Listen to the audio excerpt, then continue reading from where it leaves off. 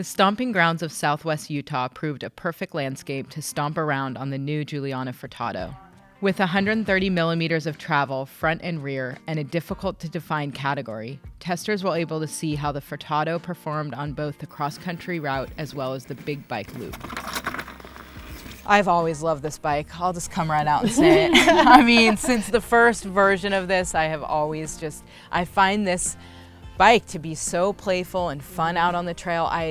I really like 29ers, and when I get on this bike, I question that. I'm like, I know, I love 27.5. I mean, I just really like this bike. Right. I feel like every time we have a Bible, there's always a bike that I go into really expecting to like and don't end up liking, and then there's a bike I go into not really having a lot of expectations and just get blown out of the water.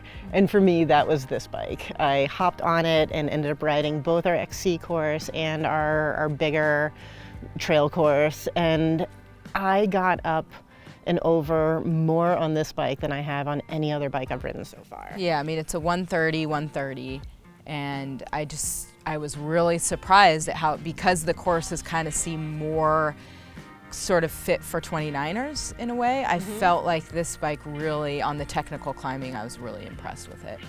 Yeah, and I'm coming from maybe the other end of the spectrum, because I usually ride a Rubion or a Bronson. And so coming from a bigger bike to this slightly smaller, more efficient bike, I also loved it. And I think that might have been because I'm really at home on the VPP suspension system. And I felt like other bikes that we tested, like the Yeti Betty SB100, did climb a little bit better. But what I like about the VPP suspension is I feel like it has that get up and go, where I can be really slow and then just want to charge on an area, and I feel like immediately when I start pedaling, I get to crank away. Stompability. Yeah, I mean, it's a really, I think this is a quick accelerating bike. We tested one that had the carbon wheel upgrade on it. I think that goes a long way toward that quick acceleration as well. And this, I mean, really versatile, I think, is one of the things they did with this bike this year, is it can run 27 or 27 plus, so you can go up to a 2.8 tire. And I think with 2.6 kind of being that trail sweet spot, I think it's really cool that you have that wide range of potential wheel tire options to run with this. It just makes it that much more of a versatile trail bike.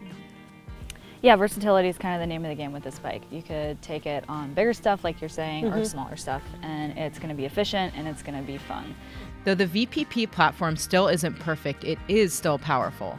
And power was all we needed on our test track. Well, power and control. You wouldn't want one without the other.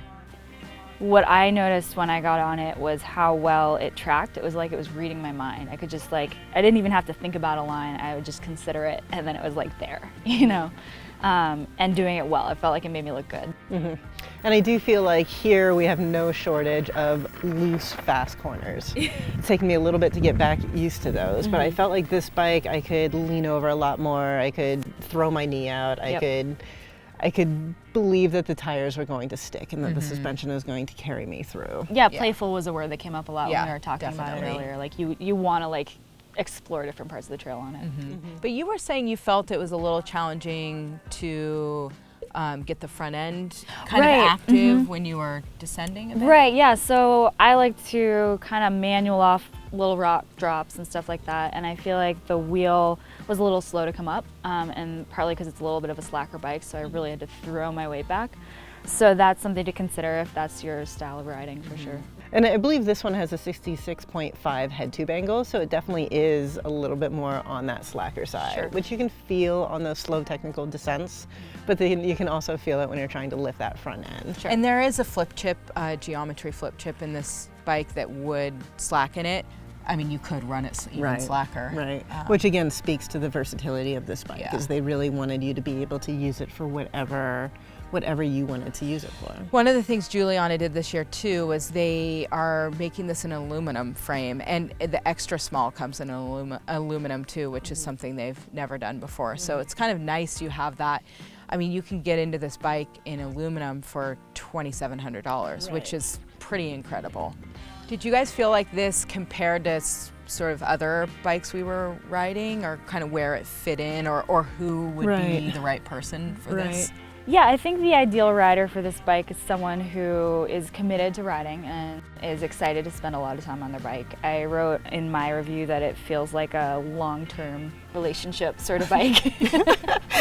But maybe that's just how I feel about Juliana. But I'm like, it's my ride or die.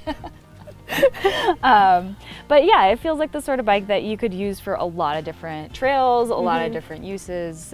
Maybe not necessarily racing. I don't think I would try to race at cross country or stuff like that on this bike. Yeah. But I would have a lot of fun on it in a lot of different ways. Like a long-term relationship. The Furtado is designed around versatility, with the ability to choose between 27.5 or a plus-size setup and 12 builds to select from. The Furtado lets riders choose their own experience. To read the full review and see how other bikes performed, check out bikemag.com.